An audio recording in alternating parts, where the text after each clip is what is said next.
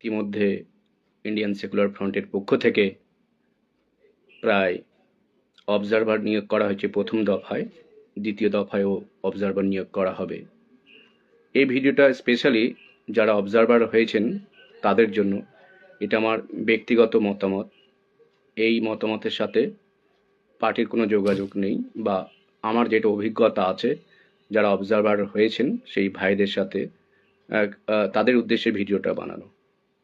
আপনারা অবজারভার হয়েছেন মানে আপনারা ইন্ডিয়ান সেকুলার ফ্রন্টের ওখানকার চোখ বা আপনাদের ওপর দল বিশ্বাস করেছে, এবং আপনারা হলেন আমাদের পার্টির চোখ।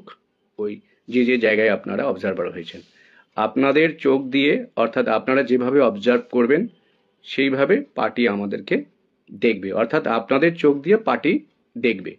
অবজারভার মানে আপনারা যে অঞ্চলে নিয়োগ পেয়েছেন অবজার্ভ করবেন। কে কী অবজার্ভ করবেন সেই বিষয়ে নিশ্চয়ই পার্টি আপনাদেরকে জানাবে। অর্থাৎ অবজারভাররা কি অবজার্ভ করবে এই বিষয় নিয়ে ভিডিওটা করতে আসলাম। ইন্ডিয়ান সেকুলার ফ্রন্টের যারা অবজারভার হয়েছেন তারা কি অবজার্ভ করবেন, কারণ তাদের অবজার্ভের মধ্যে দিয়ে পার্টি সঠিক তথ্য পাবে এবং পার্টি পরবর্তীকালে জেলা স্তরে বা রাজ্য স্তরে সেইটা রিপোর্ট ইস্যু করে রাজনৈতিক লড়াই হবে। অর্থাৎ মানুষের জাস্টিস দেওয়ার জন্য ওই ইস্যুর ওপর জেলা পর্যায়ে এবং রাজ্য পর্যায়ে লড়াই হবে। এখন অবজারভাররা কি অবজার্ভ করবে অনেকে হয়তো জানেন, যারা দীর্ঘদিন ধরে ইন্ডিয়ান সেকুলার ফ্রন্টের সাথে যুক্ত আছেন, এবং যারা নতুন হয়েছেন তারা কি অবজার্ভ করবেন। অ্যাট ফার্স্ট টাইম প্রথমে আপনাদের যারা অবজারভার হয়েছেন, প্রথমে আপনাদের যারা যারা আমাদের ইন্ডিয়ান সেকুলার ফ্রন্টের রাজনৈতিক নেতৃত্ব রয়েছে, হ্যাঁ, প্রত্যেকের সাথে, অর্থাৎ একটা কর্মী বৈঠক আপনাদের প্রথমে করে নিতে হবে। যত কর্মী আছে প্রত্যেককে খবর দেওয়া, হ্যাঁ, পুরনো কর্মী নতুন কর্মী যত কর্মী আছে প্রত্যেকের যত মেসেজটা পাঠানো, যারা যারা ইন্ডিয়ান সেকুলার ফ্রন্টের সাথে যুক্ত হয়ে আছেন তাদেরকে প্রত্যেককে ডেকে আপনারা প্রথম পরিচয় করে নেবেন। যারা তো দীর্ঘদিন ধরে রয়েছেন তারা তো লড়াইয়ে আছেন, তাদের সাথে একটা পরিচিতি আছেন। যারা যারা নতুন অবজারভার রয়েছেন তারা প্রত্যেকেই আপনার ব্লকে গিয়ে, যারা ইন্ডিয়ান সেকুলার ফ্রন্টের সাথে দীর্ঘদিন ধরে লড়াই করছে, নেতৃত্ব রয়েছে অনেক, তাদের সাথে আপনাদের একটা রেপুটেশন তৈরি করতে হবে, র্যাপো বিল্ডিং করতে হবে। বসে আপনাদের একটা মিট আপ করতে হবে, যেটাকে অনেকেই বলছে কর্মী মিটিং বা কর্মী সম্মেলন, অনেকেই বলছে যেভাবে নাম দিচ্ছেন।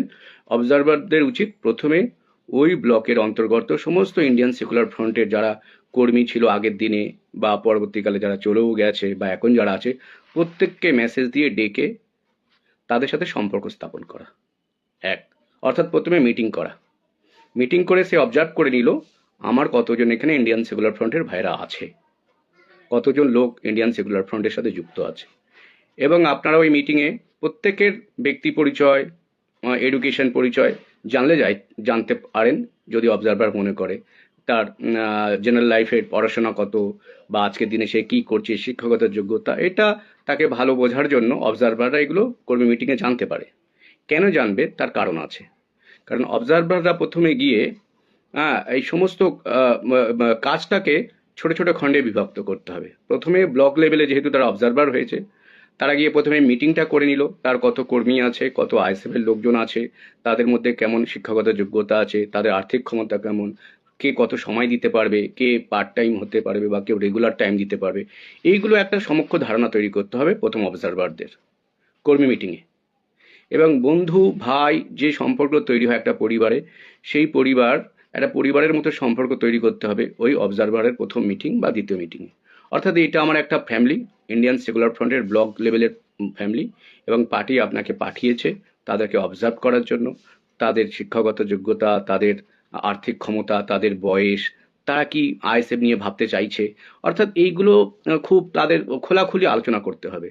তাদের সাথে সম্পর্ক স্থাপন করতে হবে। সম্পর্ক স্থাপনের মধ্যে দিয়ে আপনাকে জেনে নিতে হবে ওখানে কোন কোন লোক কী ধরনের ক্যাপাসিটি, অর্থাৎ কেউ ভালো লিখতে পারে, কেউ ভালো বলতে পারে, হ্যাঁ, কেউ ভালো থানা পুলিশের ব্যাপারটা জানে, কেউ এফআইআর লিখতে পারে, কেউ জিডি লিখতে পারে, বা কেউ জমি জমা সম্পর্কে জানে, বা কেউ ভালো মিডিয়ায় কথা বলতে পারে, বা কেউ সোশ্যাল মিডিয়া চালাতে পারে, কেউ পেজ চালাতে পারে, কেউ ইউটিউব চ্যানেল চালাতে পারে। আজকের দিনে সোশ্যাল মিডিয়াও তো লড়াই হয়। অর্থাৎ এইগুলো অবজারভারের উচিত প্রথমে এগুলো গিয়ে অবজার্ভ করা, কাদের মধ্যে কী কী পোটেনশিয়ালিটি আছে। গিয়ে তারপরে এক একটা করে টিম তৈরি করে দেওয়া, মিনিমাম টিমে থাকবে, অর্থাৎ কাজ বন্টন করে দেওয়া 3 জন থেকে 5 জন। ধরুন একটা মিডিয়া ফ্রন্ট করলো, মিডিয়া ফ্রন্টের কি কাজ হবে, ধরুন একটা ব্লক লেভেলের একটা ফেসবুক পেজ তৈরি হলো, ফেসবুক পেজ তৈরি করে ওই ব্লকে তাহলে কি কি দেবে, কন্টেন্ট কি কি থাকবে, তাকে বলবে যে এই ব্লক, ধরুন কথায় বলছি বারুইপুর পশ্চিম ব্লক, বারুইপুর পশ্চিম ব্লকের ফেসবুক পেজ ইন্ডিয়ান সেকুলার ফ্রন্টের চলবে, এটা তৈরি করতে হবে।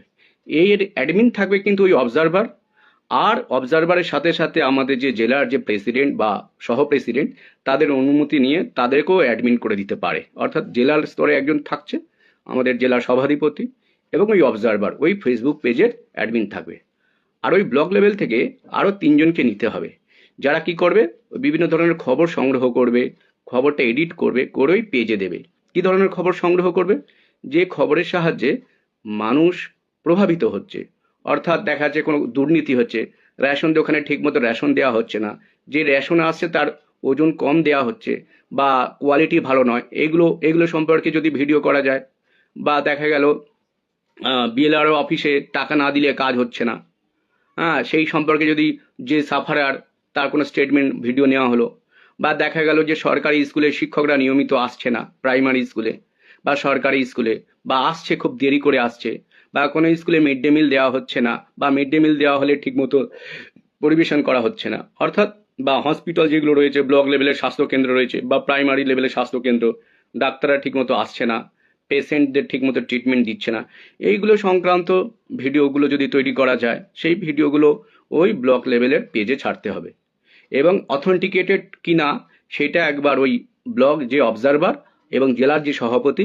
তার অনুমতি নিয়ে ওই ভিডিওটাকে আপলোড করতে হবে ফেসবুক পেজে, অর্থাৎ তারা ফাইনাল ডিসিশন দেবে, ওই ব্লক অবজারভার এবং জেলা প্রেসিডেন্ট। কিন্তু এই কাজটা করার জন্য ওই ব্লক লেভেল থেকে 3জনকে নিয়ে একটা মিডিয়া ফ্রন্ট তৈরি করতে হবে, তাহলে মিডিয়া ফ্রন্টে 5জন থাকলো, 3জন তারা ফিল্ড লেভেলে কাজ করবে, তাদের কাজ শুধু ওটাই যে বিভিন্ন খবর সংগ্রহ করা, ভিডিও সংগ্রহ করা, যেটা মানুষের জীবনে প্রভাব করছে সেই খবরগুলো সংগ্রহ করে ওই ফেসবুক পেজে দেওয়া। ফেসবুক পেজে তাহলে ওই ব্লকের ওই ভিডিওগুলো, দুর্নীতি সংক্রান্ত ভিডিও বা স্বাস্থ্যকেন্দ্রে অবহেলা, কোন কোন স্বাস্থ্য ব্লক লেভেলে যে স্বাস্থ্যকেন্দ্র বা প্রাইমারি লেভেলে যে স্বাস্থ্যকেন্দ্রে যে বেহাল অবস্থা, ডাক্তার আসছে না, ডাক্তার আসলে ঠিক টাইমে আসছে না, রোগী পরিষেবা পাচ্ছে না, কতগুলো বেড ব্লক লেভেলে যে হসপিটাল আছে কতগুলো বেড আছে, কতগুলো ডাক্তার আছে, পারলে ডাক্তারদের নাম ফোন নাম্বার ওই ফেসবুক পেজে দেওয়া যদি সম্ভব হয়, তাহলে মানুষ যে সুপার, যে ব্লক লেভেল যে হসপিটাল থাকে তাদের একটা সুপার থাকে, সেই সুপারের ফোন নাম্বার, ব্লক লেভেল হসপিটালের একটা ছবি, এবং সেই হসপিটালটা কোথায় আছে, সুপারের নাম্বার, মোবাইল নাম্বার সমেত একটা ফেসবুক পেজে এটা দেওয়া। এটা গেল স্বাস্থ্যকেন্দ্র। শিক্ষাকেন্দ্রে এরকম ঠিক ওই ব্লক লেভেলে কতগুলি প্রাইমারি স্কুল আছে, কতগুলো হাই স্কুল আছে, প্রাইমারি স্কুলগুলোর কতগুলি মাস্টারমশাই আছে, কতগুলি মাস্টারের অভাব, এই সম্পর্কে একটা সমীক্ষা। হাই স্কুল কতগুলো আছে, হাই স্কুলের হেডমাস্টার আছে কিনা, হাই স্কুলের মাস্টারমশাইরা ঠিকমতো আসছে কিনা, মিড ডে মিল হচ্ছে কিনা, এইগুলো একটা, অর্থাৎ স্বাস্থ্য শিক্ষা সংক্রান্ত বিভিন্ন তথ্য এই ব্লক লেভেলের ফেসবুক পেজে আপলোড করা যেতে পারে।